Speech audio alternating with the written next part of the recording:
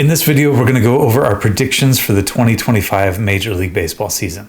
Rookie of the Year, Cy Young Award, MVP, playoff teams, and World Series. Stick with us and let's see which one of us does better this year.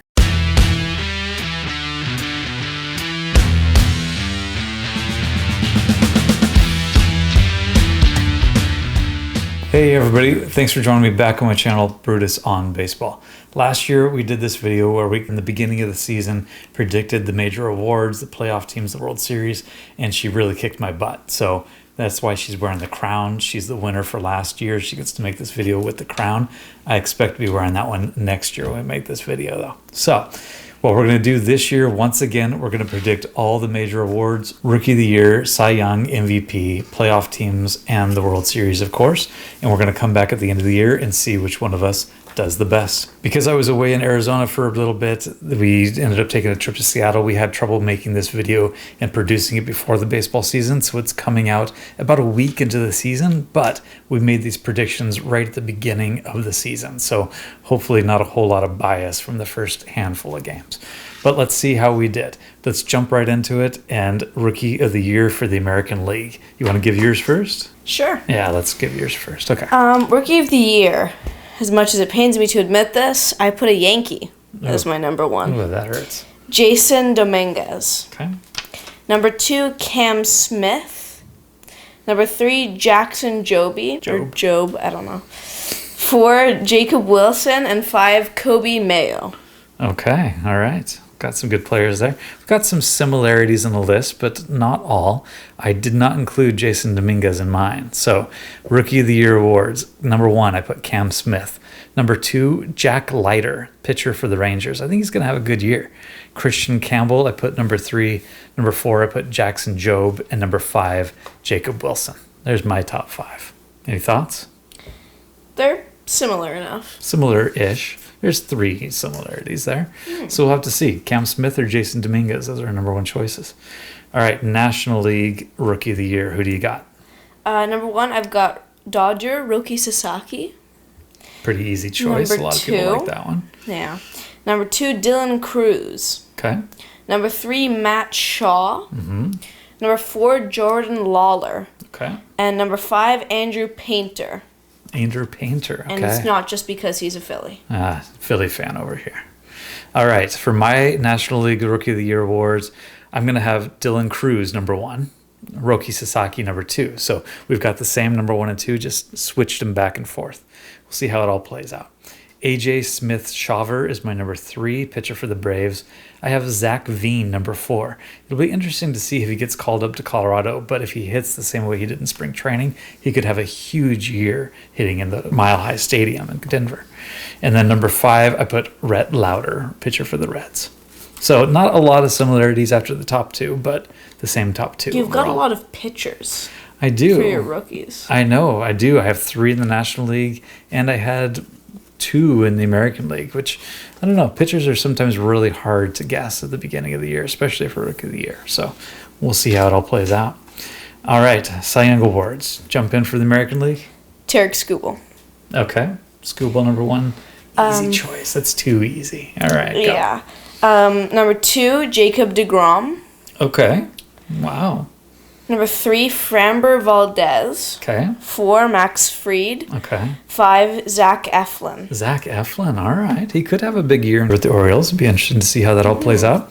My top 5 for the American League Cy Young Awards, I've got Garrett Crochet, number 1. I think he's going to have a huge year coming over to the Red Sox. Number 2, I put Logan Gilbert. Number 3, Tarik Skubal. I think he is a great choice, easy choice. I just decided to mix things up a bit. Number 4, I actually put Jacob deGrom for my number 4. I was a little bit, going out on a limb on that one, taking a risk. You had him at number 2. So he definitely could. He's got a great history, but it'll just see if he can hold up through injuries in 2025. And then number 5, I put Emmanuel Clase. I couldn't find 5 starting pitchers that I really, really believed in for this award. And so I decided to take in a closer there, and maybe, he'll be able to sneak in. So we'll see how that goes. All right. So let us know in the comments down below, too, who you think has the better choices going into 2025. So we'll see. I'm hoping I can win this year. She beat me last year pretty handily. All right, Cy Young Award National League. Who do you have? Number 1, I've got Aaron Nola. Aaron Nola, number 1. Okay. It was close. I almost put Zach Wheeler, both Phillies. Yeah. Number 2, Chris Sale, because he won last year. Okay.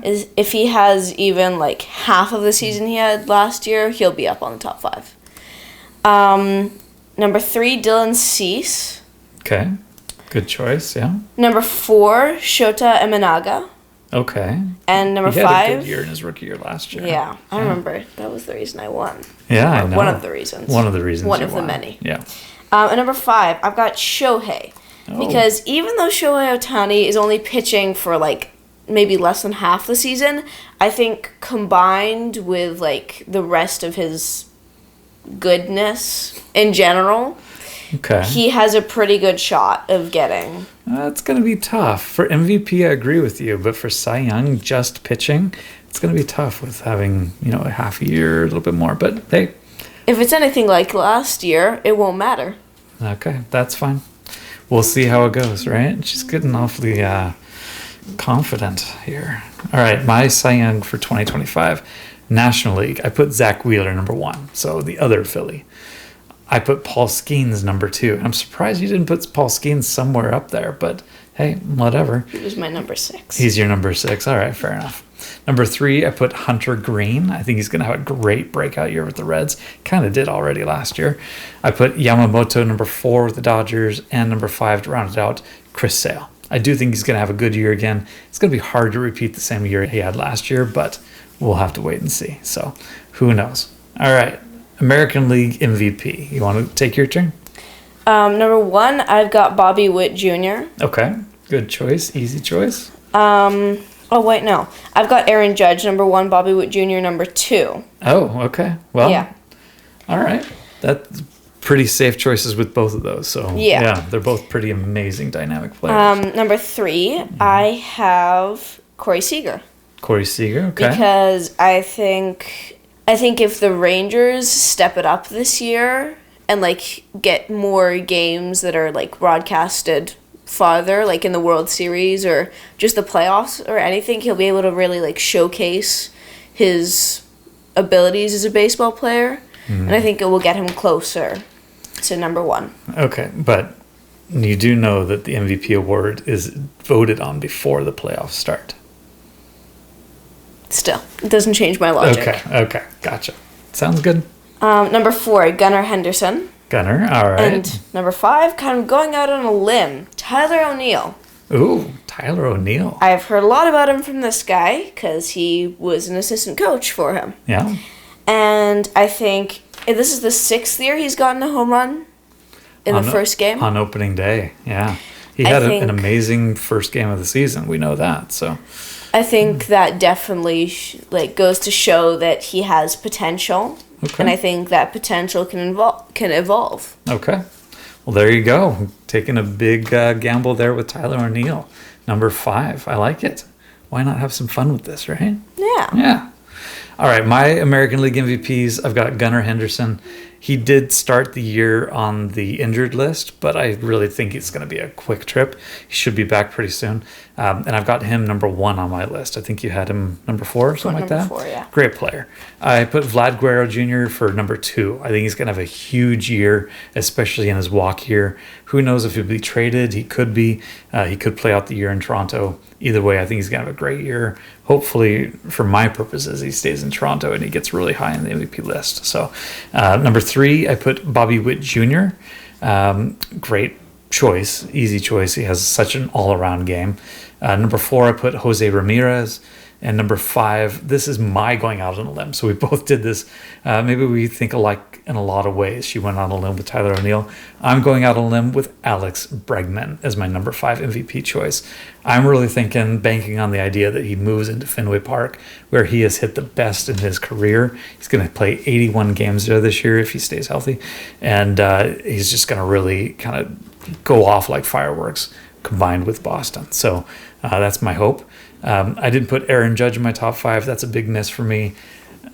So be it. You got to pick 5 guys, right? So we'll go from there. Yeah, I had Vladimir Guerrero Jr., but it was either him or Corey Seager.